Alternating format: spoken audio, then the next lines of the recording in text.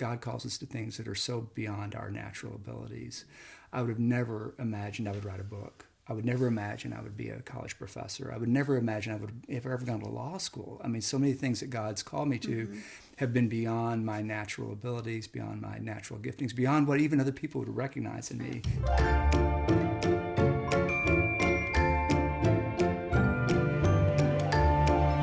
Welcome everybody to the Rainey Tenney Show. I'm really thrilled to have Mark Maxwell as my guest today. He is the author of Networking Kills, Success Through Serving. I'm really excited about this. We're going to talk about this. But I also, there's just so much to you. And I really feel like what you know, what you've learned, being an entertainment attorney, a dad, a husband, a professor, so many good things. And we're going to get hopefully to a lot of them. Good. Thanks for having me. Being on the I'm show. excited to be here. Thank you. I'm really excited. So Mark, like I said, he's an author and the book is incredible and we're going to talk about that. But he's also an entertainment attorney, which is a really cool story, a music business veteran and Belmont University professor. I think one of the things that I love most, and which is a lot of the book, throughout your career, you've been committed to counseling and connecting creatives who shape culture, which is awesome. You serve as a mentor to the next generation of entertainment business professionals, and you have the extraordinary ability to speak to the hearts of creatives while helping them discover their voice and clarify their dreams. That is a big undertaking. Yes. But you do it really well. Thank you. I had the pleasure of having lunch with him not too long ago, and that's what you do. You make people feel special, you make people feel heard, and ultimately you speak to their hearts, which is great. Thank you. So Mark, I want to start with your book. Okay. The book is Networking Kills.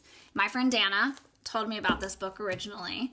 It's a favorite in our house now. What is Networking Kills? What does that mean?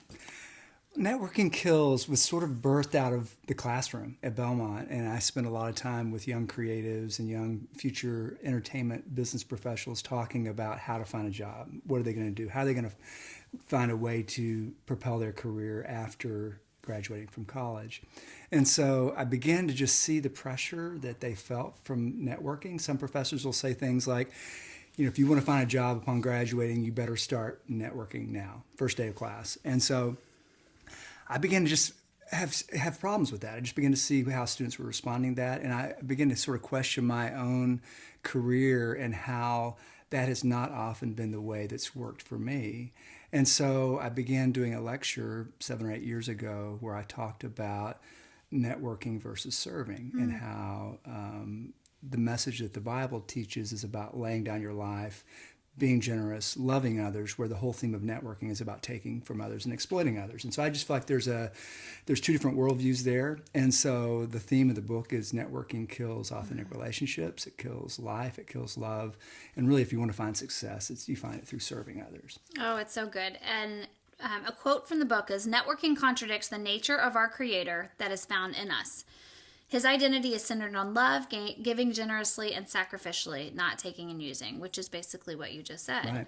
So can you give us examples of what that looks like in the old way of networking, or the way that these other professors were gearing their students up to have to do, versus networking through serving? Sure. I think the old networking... Or success through serving. Sure. Sorry. I think the normal networking model is go to things, go to events, meet the most important person in the room and make sure they know who you are, and use that as an opportunity to advance your career. And I guess, and when we're talking about networking, I'm talking about career advancement. Right. And so to me, the problem with that is often the person being networked is put off by that to begin with, and they're not responding to that sort of approach. And often I think where you end up finding relationship and opportunities to advance your career, it comes from authentic relationships, really building a relationship with someone out of love, out of mutual trust, out of kindness. And then oftentimes I think when you're in a place like that, God's calling you not to look for the most important person in the room, but look for the least important person in the room, look for the loneliest person in the room. Those are the people that often we're called into that particular setting to impact. And so I think I've found over the years of my career, it's funny how all the times that I've tried to network, they fall flat. And I think it's because of just my desire to please God with my life. And ultimately, he's not allowed those things to flourish. And so, but the times when I've stepped into opportunities to meet new people, but doing it in a way not to find an opportunity for me, but to go into that room or that opportunity or that event to actually give something to someone. Sometimes it's just kindness. Sometimes it's listening. Sometimes it's love. Sometimes it's helping them meet somebody else they need to meet. But if you're going into a room with that sort of heart, it changes everything. Right. So, And I think in that situation, what I have found is if you do that, you are honoring God, and then you can just let it go. You can surrender to the fact that whatever is supposed to happen in that situation is going to happen. Sure. That's awesome. Yeah. Your book says, when your work is focused on others, the fear of failure is gone. Sure. When your work is focused on others, the fear of failure is gone. And this is what I feel like this is how you live your life. What I've known as you a short time, but I can see that. Yeah. So can you unpack that a little bit? Yeah. I mean, for me, stepping into the classroom as a professor 10 years ago, I've done a lot of speaking, but all of a sudden to be in the class with 25 students and think I've got to lecture for the next 2 hours and 45 minutes. How am I going to do that? Yeah. And it was overwhelming at first. And I began to see that opportunity was not about me. It was not about how cool I was or me saying everything properly or me looking the part. But it was about me investing into those 25 students and being there for them. And as I began to see that, instead of walking into a classroom feeling like, oh my gosh, I wasn't prepared. Oh, I didn't have enough good things to present tonight. But when I'm focused on those 25, there's complete peace because there is no fear. And I think I always use that example too for young artists and songwriters who perform on the stage. It's like you've got to learn to begin to see your audience. And that opportunity on the stage is a place of love, not as a place of receiving affirmation and acceptance and having your identity fulfilled in that moment. Begin to see the stage as a place where God's given you an amazing song, a great voice, and you're stepping out to serve those people in the audience with joy, with empathy, basically making their night, making their day, as opposed to you receiving the applause. And as you do that, then that stage fright's gone. And so this really applies, whether it's in a boardroom or a presentation or a meeting with a new client, you step into those opportunities and you really focus on the other person. And why would there be any fear? Because it's not about you, it's about them. Oh my goodness. My husband speaks a lot. He has speaking engagements all over the country. And I always remind him, make it about them. Right. When you get on that stage, because, maybe he hasn't had enough time to prepare, just like you're talking about the classroom. And just reminding him and myself when I have to speak or do things like this, make it about the other person, and then you're good. Yeah. And that is what we're called to do. Oh, yeah. I was having a conversation earlier with a girl about serving. And I really felt like she has an abundance mindset, and she feels like that's from the Lord. And she is just like you, very open hands. She will serve anyone because she knows that there is enough goodness and abundance to go around. And she has freedom in that. And I'm not sure if that is something that you have felt over the years too. Just being able to totally feel free to serve anyone and everyone. Yeah, and I try to keep an open door policy with my students, with potential clients. Certainly I can't serve everybody who comes, Right. but I just think there's something, Abraham Lincoln was a great example of that. He met with anybody who wanted to meet with him. Bob Goff, who's having such an impact on so many people as an author these days, has his phone number in the back of his first book for people to call him. And so I think there's something, people, especially my generation, it's all about sort of protecting yourself, walling off yourself, all that. And I think there's something, and Christ was an example of that. He didn't rush, he didn't strive, but he made himself available to everybody, all different ethnicities. He made himself available to women, the prostitutes, and that was his heart. His heart was to be available. So if we want to live our lives like Christ, I think we are called.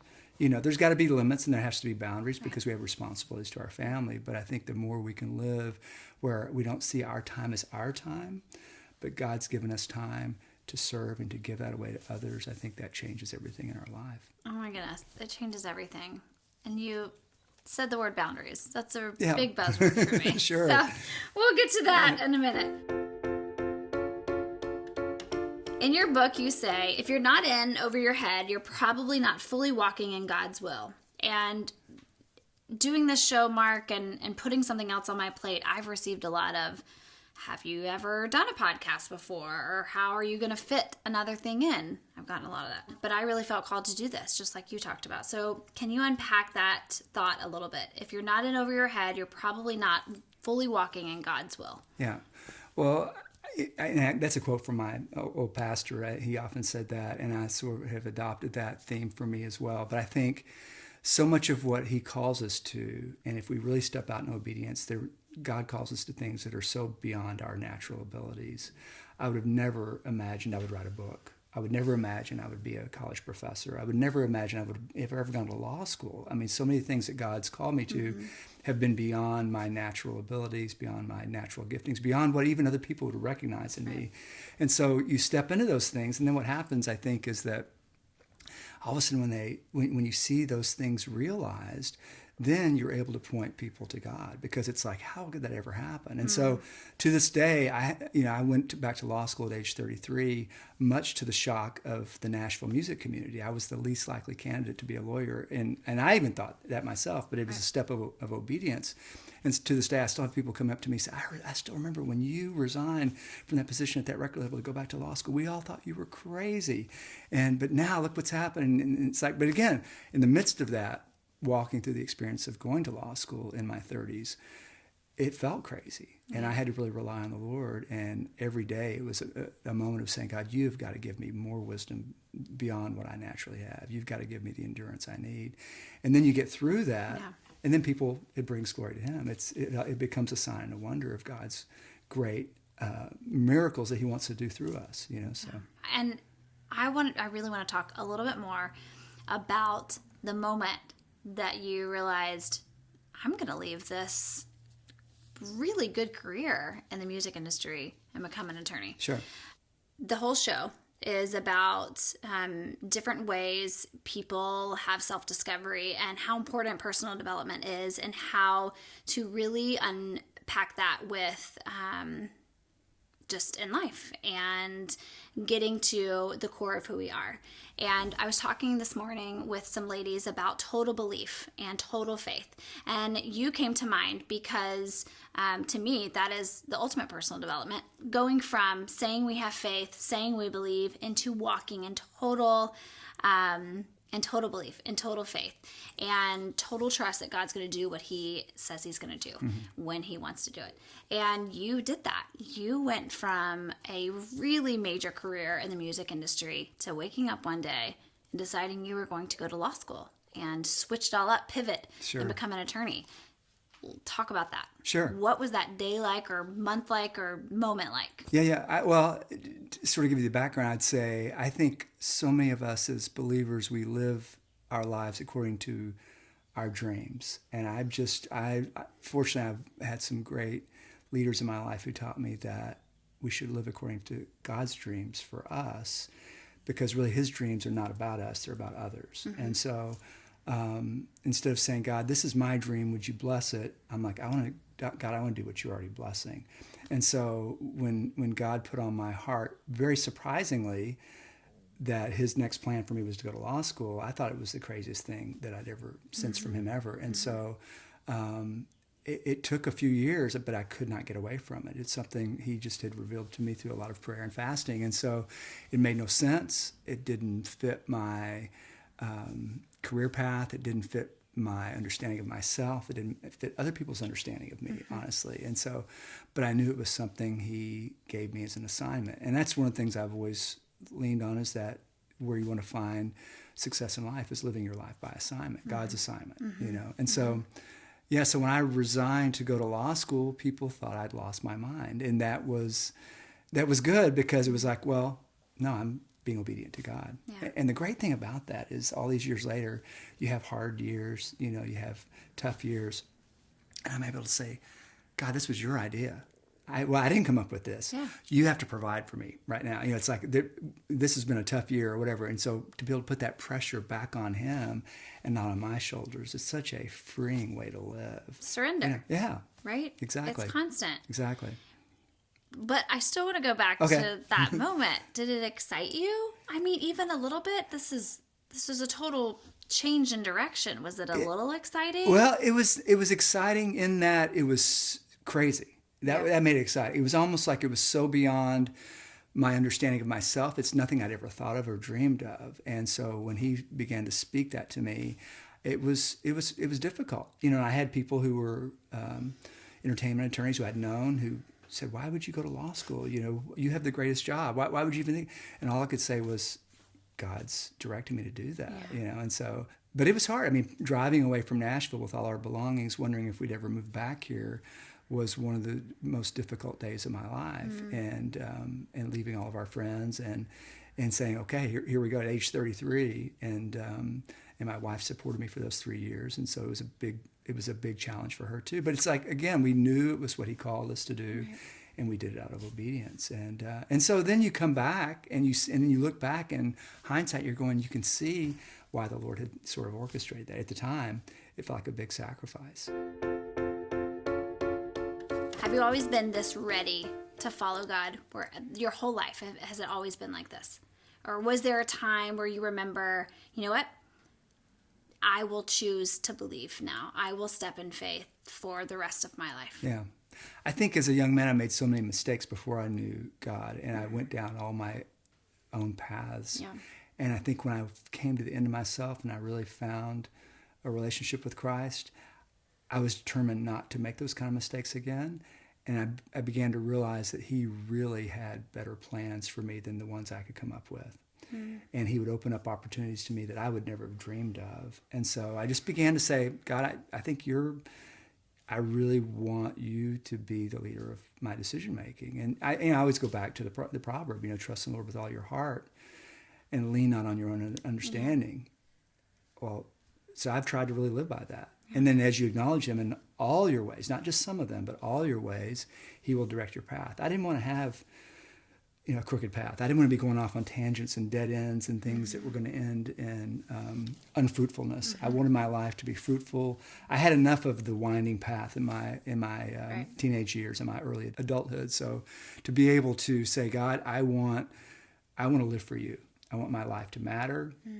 You know, to this day, I still, you know, it's like and I even was saying this to my students the other day, we all get caught up with trying to find affirmation from so many people around us, people who ultimately don't matter. You know, we compare ourselves on social media, we look at other people, but ultimately, I think we know we all want to stand before the Lord one day and for him to say, "I'm pleased, your life mattered." And so if we can begin to sort of move all those other opinions away and say, "God, I want my life to matter for you. I want it to please you. And you know better. You know me better than I know myself." And ultimately our lives it's not about me being fulfilled or having all these things. It's about fulfilling his purpose, which is always about others. It's always about what he wants to do through us. Yeah, full circle. Yeah.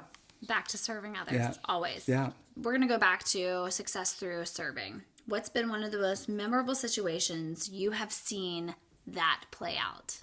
Doesn't have to be grand, but just an example or two. Yeah. One would be, here's a really interesting one. I had a few years ago, I was meeting with a guy for lunch, and he'd come to town. He was with a rock music magazine that I'd read since the very first issue they'd put out. Oh, wow. And so he had gotten my name, and he said, "I want to come and meet with you and consider you to be our attorney for our company." So we met for about 3 hours, and we found out we had all these common relationships and friendships, and just this great connection. And at the end of lunch, I'm like, "Well, how did you get my name, and how did you hear about me?" And so he opens up his wallet, and he pulls out my business card, and he goes, "I've been carrying this in my wallet for about 3 years." And I'm like, "Well, who gave it to you?" And he said, "Oh, it was so-and-so." I'm like, "I don't know who that is." And he named someone else. And I'm like, "I don't know who that is." And so we never could figure out why he had my card, how he got it.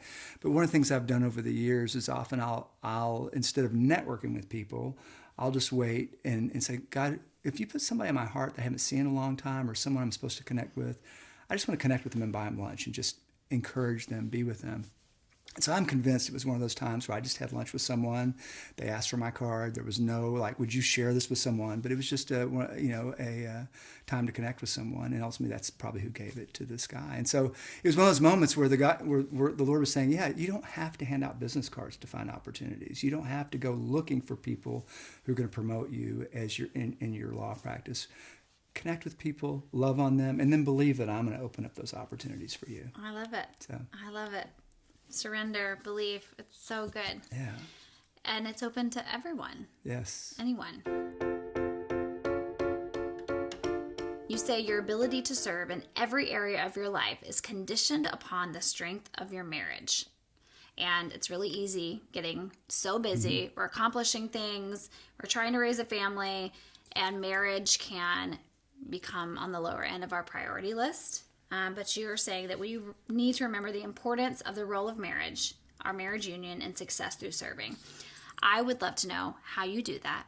And you guys homeschooled your children. Sure. So what does all of that look like? You're busy, you're very successful, but you stayed at home and you have this thriving marriage. How does that all connect? Yeah. Well, it started with me as I was in law school because I began to hear the statistics for lawyers, and they're very bad in terms of divorce. Entertainment industry is bad enough, but then you add the legal profession. I think the legal profession probably has one of the highest rates of divorce. Yeah. And simultaneously, you begin to study all these great business leaders who've written all these books that everybody say are acclaimed, and so many of them, maybe they've taken companies far, but ultimately most of them don't have strong marriages, or they have children that don't want to connect with them. So I went into my life as in law school and began to prepare as a lawyer, saying I'm going to do it differently. I'm going to approach this from the standpoint of what's required of me as a Christian, what's required of me in my marriage. And I believe in marriage, my wife and I become one. I believe she's vital to everything I do, in terms of my life as a lawyer, professor, anything, it's related to my marriage. And there's a strength there. She sees things that I don't see. I see things that she don't see. And so there's a oneness there. And so I very early on really determined I was not going to be a workaholic. I've set up boundaries where I don't work on the weekends. I don't take calls after a certain hour. And it's really hard. And it's getting harder because now everybody's working 24/7. Right.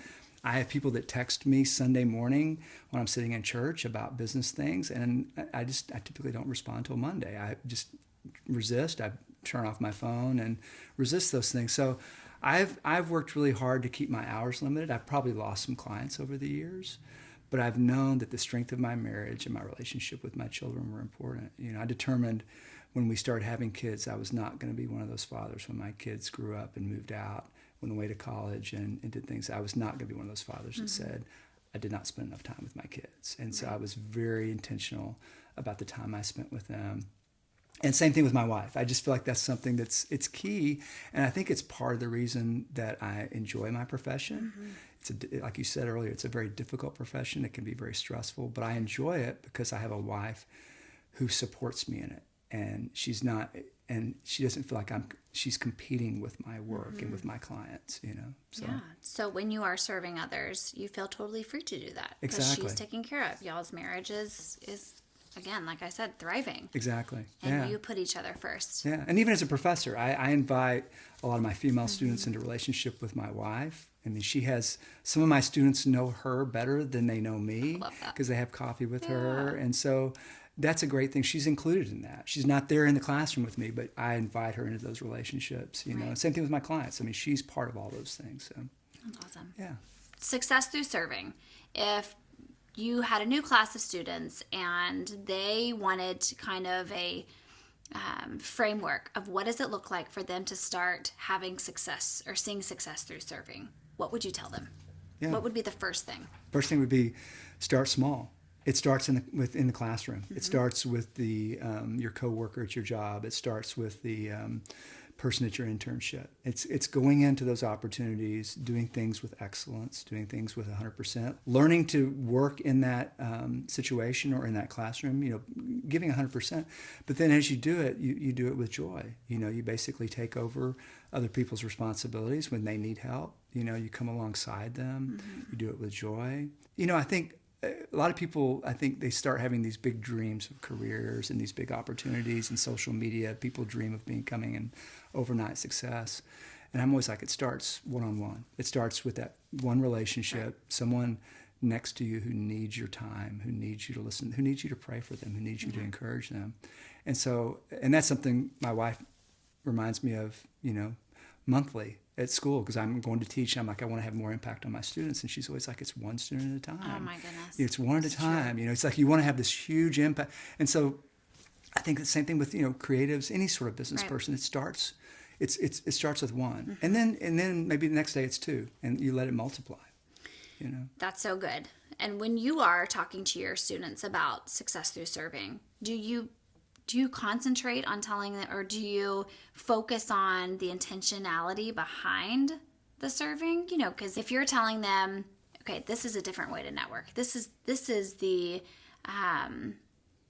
let's put off the old way of thinking and let's kind of introduce this into our lives. But we're truly serving from the heart, checking their intentions behind the act. Do you spend time on that? Oh yeah, and I think it starts with asking where are you supposed to be? Right. Is this a place that God has assigned you to go to?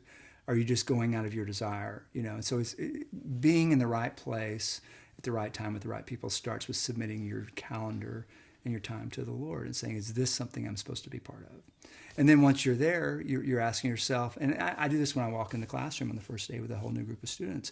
I ask the Lord to begin highlighting different ones that need more of my time and attention. And he's so faithful to do that. There's always ones that you're going, that young man, I need to figure out how to connect with him more this semester, and that young lady, whatever, and begin to believe. And I think that's the way it is when we walk into any room with a group of people at a convention or a big event or a business event, to walk into the room and saying, God, highlight people for me.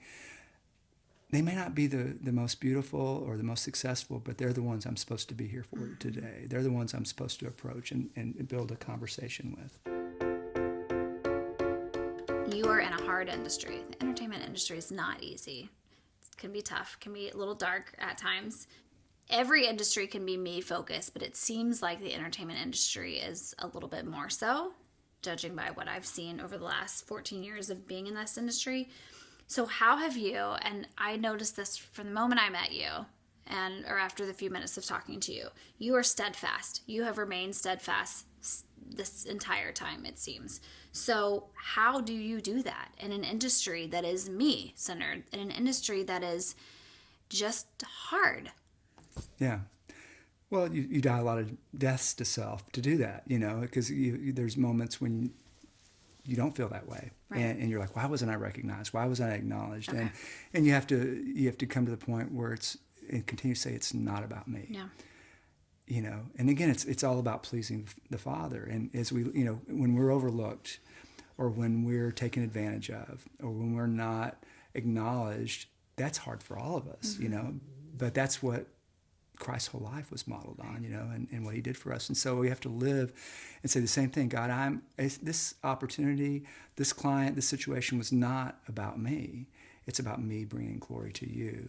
And so it's okay. Humility's good. I think we run from humility, and we think of humility sometimes we embrace, but sometimes humiliation, which is really the same thing, we run from. But I think humiliation, it makes us more like God, because we identify with Christ, we identify with his sufferings. And so I think it's learning to, continue to put our pride down and say, I'm here for this person, And some of my clients are young and just getting their career started. Some are older than me, and they make more money in a year than I'll probably make in my career. And so how do you step into those relationships and say, God, you've put this person in my life. Mm-hmm. Maybe they can't even afford to pay me now, but how can I serve them well? How can I give them wisdom and insight that's going to benefit them into the future? And how can I help protect the assets of this older client who basically other people would want to take those assets from them or exploit them in some way? How can I give them wisdom and serve them and help them to see the right way to approach this? And so, yeah, it's a constant process. I think it's believing that it's all about God's glory, and looking towards that moment in heaven, which sometimes we get short-sighted and we think that moment's so far away. Right. But it's trying to bring that moment into the present and saying, God, when I stand before you, I want you to be pleased. Yeah. What would you say? Because when you were talking about that, just kind of dying to self, the verse, taking every thought captive, just kept coming to mind. Sure. And that's probably what you're doing, right? Sure. Oh, yeah. With all of these examples and all of these situations where you could be a little just sore or salty Sure. that you didn't get recognized, Yeah. right? And part of that taking every thought captive, it's that continual renewing of your mind. And really the only way you can renew your mind is by having it centered on the Word. Because everything that we look at and see throughout the day is often the polar opposite of what God's Word teaches. And so it's that constant refreshing, rewashing our minds with what does He say about what is truth. And so I think that's such a key, is to always go back and say, God, I need to hear what your Word has to say. Everything in the culture is saying I should be upset about that. I should be angry. This happened. And then you would get your mind into the Word and say, God, I want to hear what you think about it. And it's often it's the opposite. And so it's learning to constantly recalibrate and reset our mind with what does He say. So that's so interesting. Renewing of your mind, taking every thought captive, being still. I mean, those are three really powerful parts of the Bible. Sure. And we should be doing that every day, recentering. Yes. So we can do the work of the Lord. Yes. It's so good. What would you say, Mark, to someone who they want to be in the entertainment industry, they want to be a singer, an actor, photographer, what have you. They're moving to Nashville, LA, New York City. What would you say to them if they were concerned? I want to make sure that I am steadfast like you. I want to remain in my faith, but I also want to see success in this industry. What would you tell them? Yeah. How do you do that? Number one, don't come unless God's telling you to come. Okay. And I think God speaks, and then is your family and your closest friends who also listen to Him confirming you to come. I think a lot of young people, their dream, they go, as opposed to sort of submitting it and saying, is this something that God's really called me to? And if God's called you to go, then you go and you begin to serve. You begin to, like if you're an artist and you're coming to Nashville, get involved in a local church, begin to serve in the children's ministry, begin to serve in whatever places they might need you. And I think it's really being tied to a local church, being committed to serving there. And then it's like, as you're faithful there, let Him begin to show you other areas you can grow in. And so I think a lot of people, they'll move to a big entertainment center. They get isolated. They don't stay involved with the local church. They're not committed to those kinds of things. And I think that's where you're going to find life, and that's where you're going to find people that can continue to walk with you and challenge you and hone you. And you have people, both peers and leaders in your life, that are speaking into your life. And I think that's critical. I see a lot of students that come here from all over the world, actually, that come to Belmont, and they lose that. Maybe they had that growing up. They had a local church. And they come here and they just get busy. They get distracted. And next thing you know, a couple of years have gone by and they've lost some of that. And maybe they've even lost their Christian friendships. Like they don't have the Christians in their life that they used to have. And so maintaining those relationships with people that are trusted voices, because they're also tied and trying to really hear God's voice too. And those are the kind of people you want to listen to, Right. Yeah. Yes, it's so true.